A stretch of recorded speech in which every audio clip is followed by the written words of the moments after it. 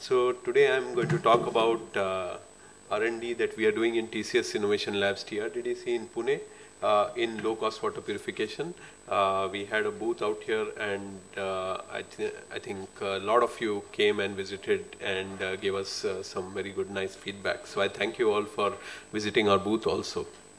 So proceeding with the presentation, we heard from almost all the speakers about the water challenges that India faces. And I just want to highlight them with some facts that India is the largest user of groundwater in the world. Most of the other countries, they use surface water, while we are now totally dependent on groundwater for 60% of our agricultural needs, and 85% of drinking water comes from groundwater. What is happening due to this, that aquifer levels are going down and they are drawing in polluted water, and most of the groundwater is now becoming hazardous to drink. The other problem is water contamination. Basically, half of Indians defecate in the open.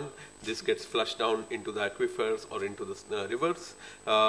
Wherever we do have toilets, 80% of the sewage that is generated again flows untreated into the rivers, and the result is that 70% of surface water and 30% of river stretches are now highly polluted. So these are really stark statistics. What happens then is this rampant spread of waterborne diseases, cholera, typhoid, and diarrhea. I've just put up some statistics for diarrhea, that 10 million people suffer from diarrhea annually, about 700,000 people die of diarrhea annually, and 200,000 out of those are children under the age of 5, which is one of the Millennium Development Goals, which is we are not meeting because of this problem. So how is the Tata Group involved?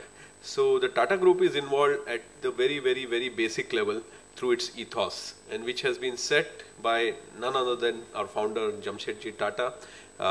He has said that in a free enterprise, the community is not just another stakeholder, but in fact the very purpose of its existence. So we also believe that the very purpose of the existence of our businesses is to benefit the community. So the Tata Group has made various interventions to look into this water crisis as to how it can be averted. The first is direct mitigation through the Tata Trusts. I'll speak a little bit about that. Then many of our companies work in water. They offer choices in water treatment. And finally, I'm going to talk about our lab, which is one of the labs in Tata Group, which is working in water R&D. So coming to direct mitigation, on the groundwater salinity level in the western coastal areas, Tata Group has various programs, including the Coastal Area Development Program and the Kharash Vistar Uttan Yojana in Gujarat, which provides RO water and rainwater harvesting to the affected people. About 15,000 households are affected by this program. On the fluoride contamination, which I'll speak much in depth later, Tata Group has set up plants in Nalgonda, Warangal in MP, and also nutrition programs for children which prevents fluorosis.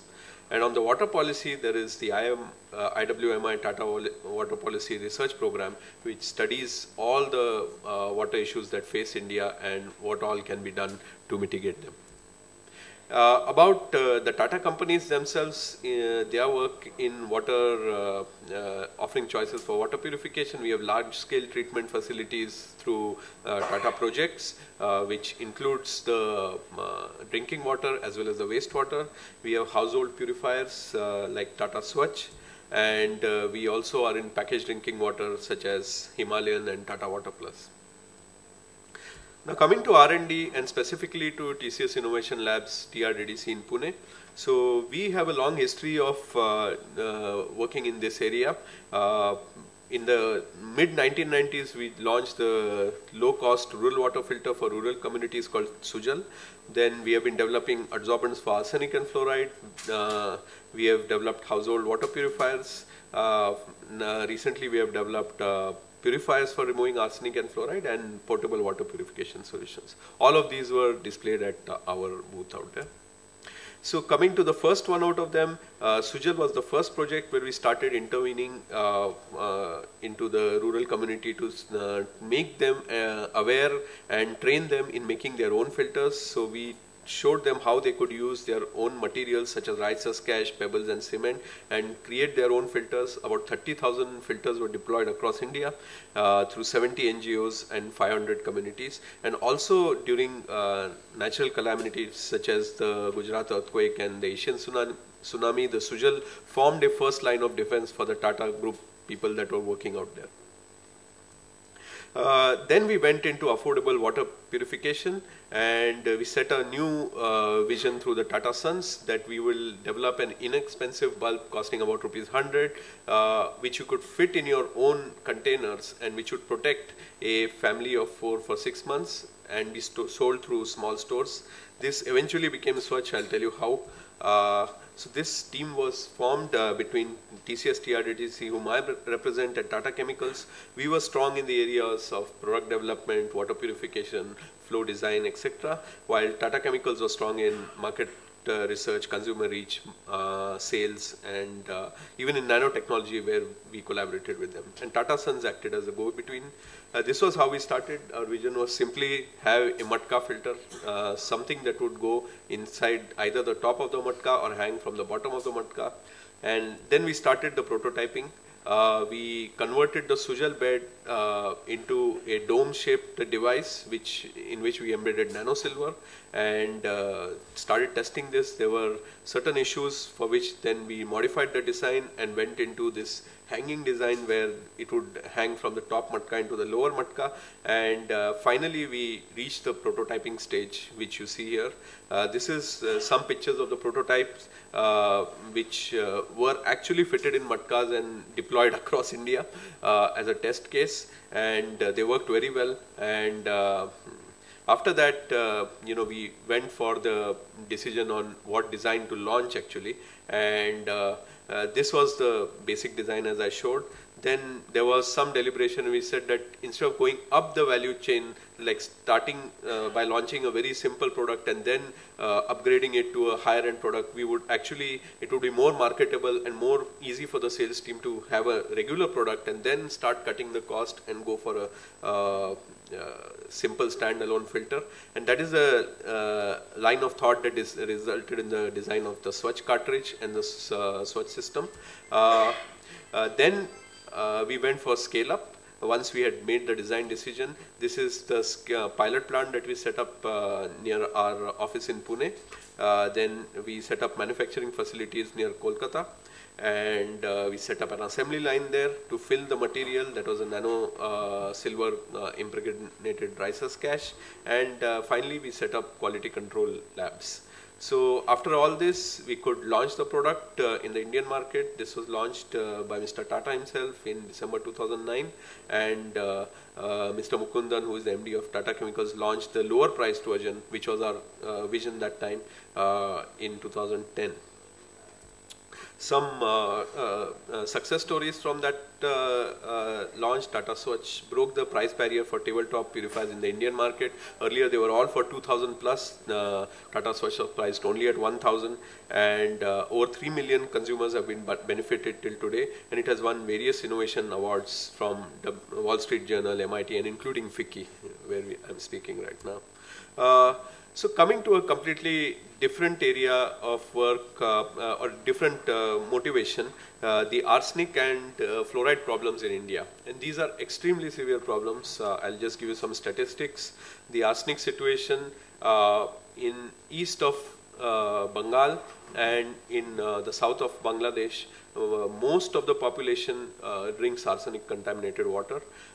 This is the kind of diseases that you see in these areas. We have ourselves gone, photographed the people and seen the impact of arsenic laden water, and the hands and the feet, they start developing blisters, which is called hyperkeratosis, and the feet eventually start becoming black, which is called blackfoot disease. The toes start degenerating, and people start developing cancers and skin lesions. So this is one village which was photographed by Dr. Dipankar Chatterjee, who has worked extensively in this area, and you can see that most of the children in that village had lesions on their skin due to arsenic contamination. So these are the statistics. About 80 million people suffer from arsenic poisoning in India and Bangladesh, and according to the WHO, this is the largest mass poisoning of a population in human history. So that is the level of the problem that exists in arsenic contamination. Similarly, the fluoride situation is equally bleak. As you can see from this map, most of the states in India have fluoride in the groundwater, and the western states, Gujarat and Rajasthan, and the southeastern states of Tamil Nadu and Andhra Pradesh, they have much higher contents of fluoride. Fluoride has also been found in the groundwater in Bihar and UP. And what happens if you drink fluoride-laden water? So it starts with dental discoloration. Actually, fluoride is good for your teeth, but only if it's up to 1.5 parts per million. After 2 parts per million, you start seeing dental discoloration, and the children start having this, discolored teeth. Eventually, it leads to bent limbs and crippling. This is because fluoride is a very reactive ion. It goes and attacks the bones, forms calcium fluoride, and the bones stop moving together. The joints get locked, and people start getting crippled. And fluorosis actually affects children the most, because children in rural India face malnutrition and calcium deficiency, and that causes fluoride to attack their bones much more easily as compared to adults. And this is a picture from a village in Bihar, where you can see the photographer has lined up the children, and all of their legs are bent. So, and that is not all. Actually, the children have constant pain in their joints. So we can imagine if our child has any pain for even one day, how we feel. Imagine your child having pain for years together. And this is all irreversible. 66 million people are at risk, so almost as much as the arsenic poisoning. So how have we tackled these problems? We have worked mainly on the household purifiers. We have looked at community scale systems, but we have found that many of them are not maintained properly, and wherever we have gone, we have seen that the community scale systems are either not used or not up to date or completely dismantled. So what our goal is that can we somehow give the end user, the access to a simple technology which they can deploy in their own household. Okay, so I'll just quickly go through the kind of requirements that we need for such products, and essentially it should meet the needs of the affected population. This is our arsenic removal journey. It took about 3 years. We started with manual coagulator, then autocoagulator, and finally we have developed adsorption media, which is a very high adsorption media for arsenic. And this is our arsenic filter. This is its performance. As you can see, it meets the WHO and US EPA limits for arsenic in drinking water for over 2,000 liters of water. And we believe that this can be sold for about 150 rupees. So it will deliver arsenic-free water at about 5 paise per liter. This is the fluoride removal journey. We again started with an autocoagulator. We later on went to a coagulation adsorption hybrid system, but we started facing fluorate issues. And then we developed a very unique cartridge which actually uses 3-stage removal. The first is a pH conditioning which makes the bed selective to fluoride, and then a high capacity media is coupled with a high efficiency media to get a very efficient removal of fluoride. So this is our defluorider which we had displayed in the booth, and this is its life. It's a 500 liter cartridge. It's far lesser than arsenic because fluoride occurs in ppm levels, so arsenic occurs only in ppb levels. This also meets US EPA and WHO limits for fluoride in drinking water, and it can deliver fluoride-free water at 20 paisa per liter.